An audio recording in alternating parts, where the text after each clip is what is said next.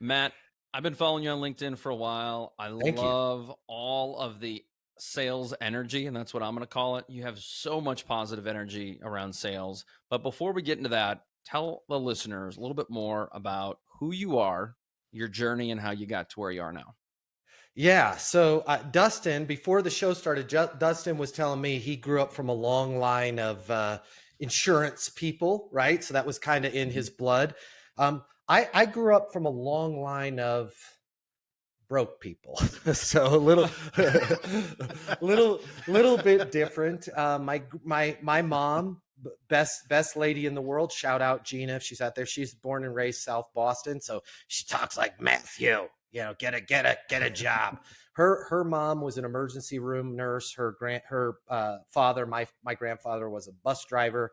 Um, and long story short, when I was a kid, uh, there was an extended period of time where my mom was a single mom, raising two boys, my brother and myself, making, are you ready? Drum roll, $4,000 a year.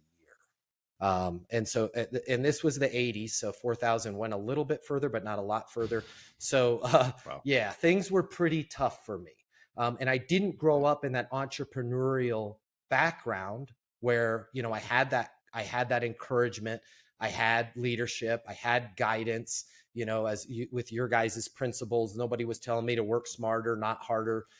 It was pretty much just a childhood, not to paint too doom and gloom of a picture, but I'm sure there's some folks out there listening that had a similar childhood.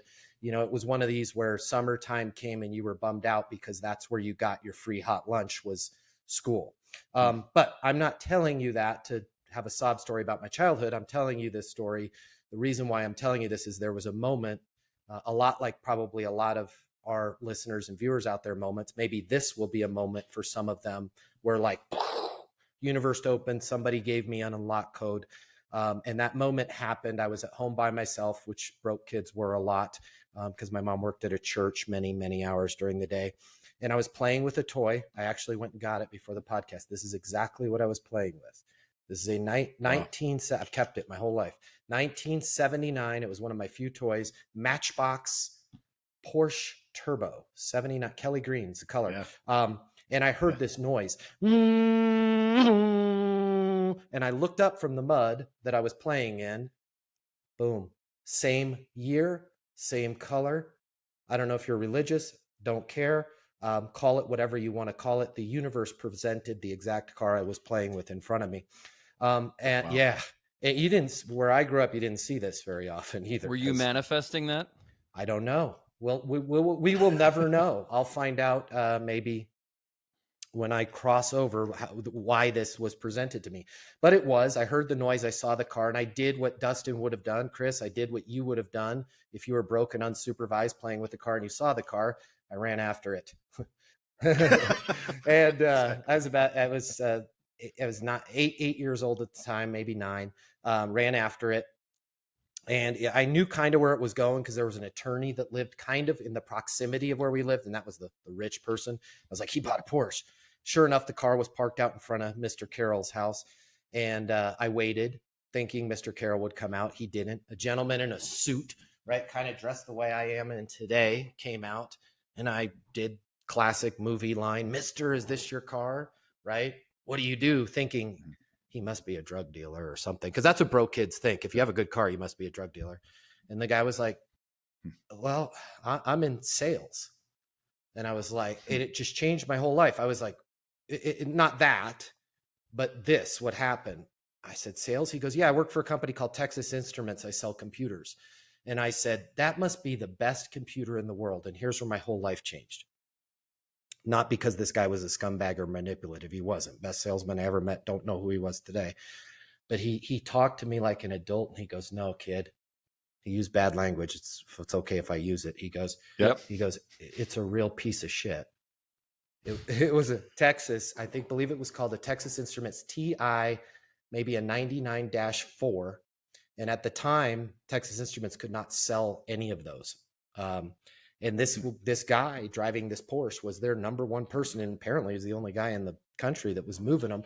And I said, how are you making money selling a bad computer? He goes, it's not the product, kid. It's if you can understand people's current situation, if you can figure out what's going on in specific people's lives, and even the worst product has one or two things that are really great about it. And he said, I'm the only person at the company that seemed to figure out that this computer will allow you to do what we call calendar entries. And by the way, this was big time in like 1981, where you could type away on a keyboard and basically kind of Excel before they had Excel. And he said, do you know anything about the gentleman that lives in this house? I said, yeah, Mr. Carroll. And he goes, well, do you know about him? And I said, yeah, he's an attorney. And he goes, what do you know? And I kind of stopped the guy and I was like, the twitching? And he goes, yeah, he has Parkinson's. And I knew he had Parkinson's. I was a little bit embarrassed saying it. Everybody in the neighborhood knew the guy had Parkinson's, right? Like we could see him twitching as he would drive his Volvo. And he said, listen, here's the deal, kid. Mr. Carroll's a great guy. He's a pretty successful attorney, but he's got a problem. With his Parkinson's, he's got to take medication at about 3 p.m. every day. Now, here's the thing. That medication stops his tremors, but it also stops him from driving. So his office is in Westminster, Colorado. So he has a choice. He can either leave his office at 2 p.m. every day and get home and take his medication, or he can take his medication at his office and he has to pay somebody to drive him to work and back from work. He said, here's what this computer is going to allow Mr. Carroll to do. It's going to allow Mr. Carroll to work all the way till 2 p.m., drive home, take his medication, and then do all the little things that he would normally have to do at the office, entering his calendar entries, taking notes, putting notes in a file for a client. He can continue to work on this computer at home, which, by the way, was earth-shattering at the time. Nobody had computers at home. Yeah. And he's like, we're changing his life today. And I was like, holy cow. Like, here's a guy driving a Porsche and told me that he sells a POS computer. And I'm like, so he must, because that's what I was brought up with, is if you're rich and successful, you must be a bad or evil person. And I'm like, holy cow, he's making Mr. Carroll's life better. Right. And I remember, and that was the first breakthrough. Here was the second. Because at the time, I had some undiagnosed visual problems. It turns out I had some muscular things with my eyes. It was dyslexia, but it was a neurological problem with my eyes. And I eventually got therapy and fixed all of this once I had my own businesses as a teenager. And but I said to the guy, I was like, man, that's cool. I would love to do that. And he's like, why don't you?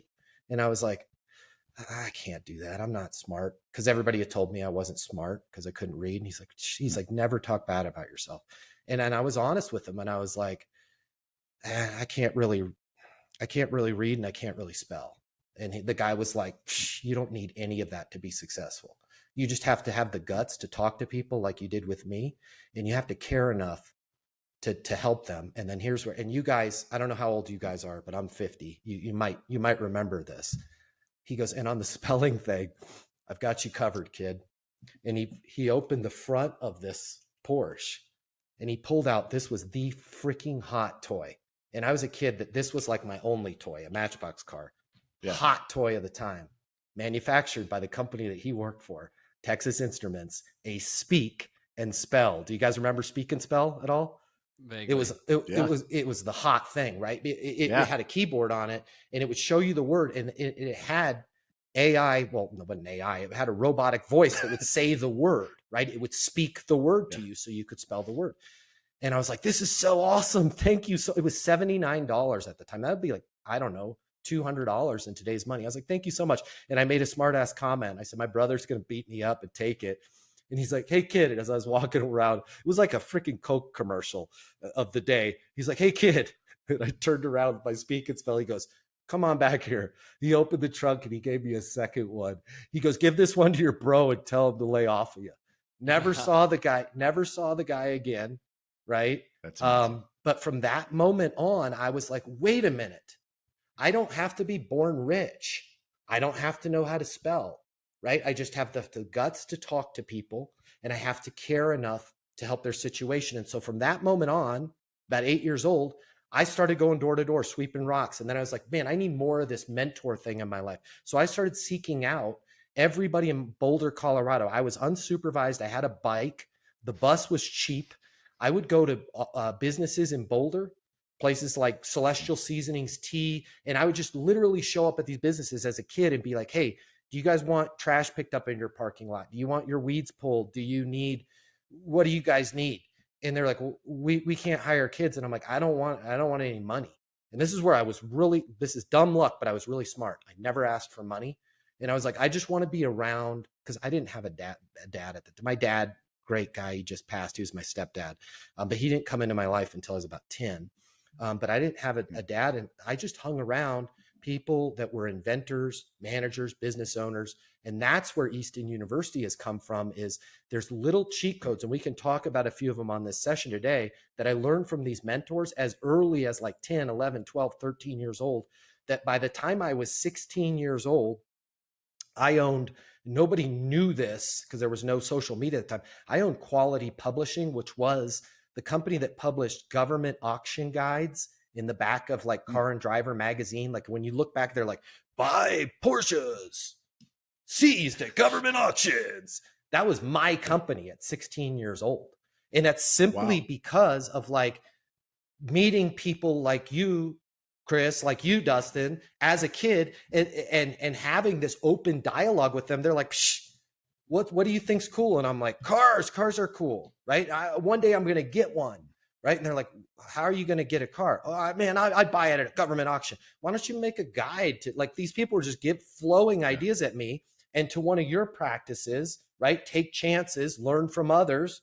There's our TNRL and hustle. That's all I did as a kid. And it worked. It didn't. Now here's the thing for the listeners. It didn't work all the time, right? You only got to bat about like 8% and then have the fortitude to go, okay, I'm going to try this. I'm going to try a different iteration of this. And these businesses will work for you. By the time I was 20, I think I was on my 5th or 6th business, paid my way through college.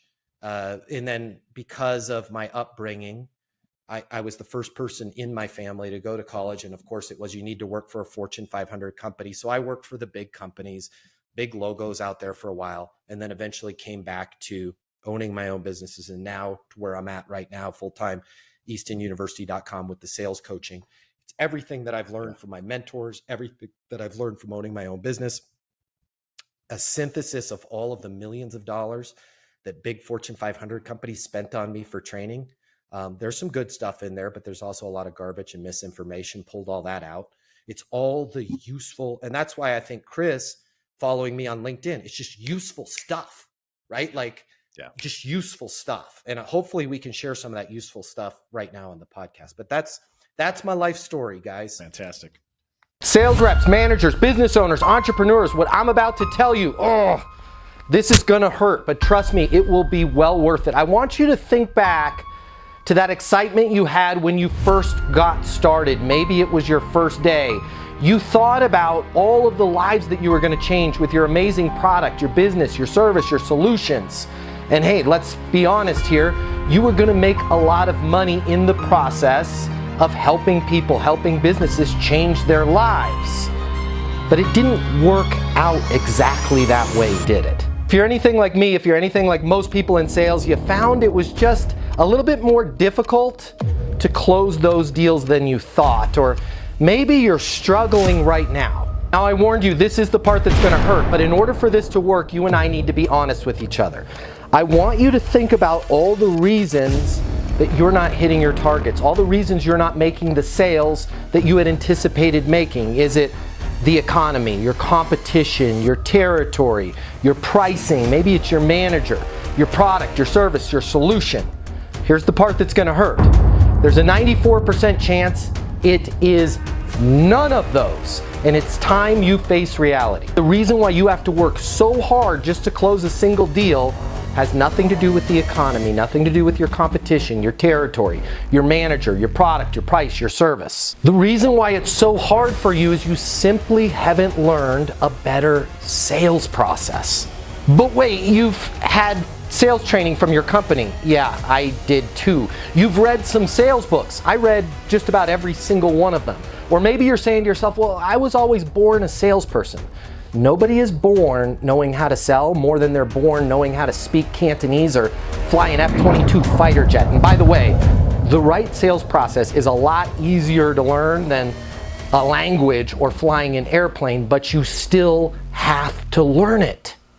My name is Matt Easton. I'm the founder of Easton University, and if you'll let me coach you, I can show you how to sell more than you've ever imagined without being pushy, without being manipulative, without following some super complex system where you spend more time trying to figure out what stage your deal is in than actually closing deals. If you will let me coach you, you will never, ever, ever, ever find yourself blaming the economy, your products, your price, your manager, your territory, your competition again, because you're gonna be in total control of the sales process and the outcomes. I've devoted my life to unlocking the perfect sales process, and I wanna coach you the same way I've helped thousands of other people in the exact same position that you are right now sell a reported $3.47 billion, yeah, that's billion with a B, over the last 12 months. I've been where you're at right now. I know how to help you. I can show you in just a matter of minutes what will take you years of trial and error to learn on your own. Now, if you've made it this far, but you're saying to yourself, it can't be that simple, just trying a new sales process alone will not get me to where I want to go.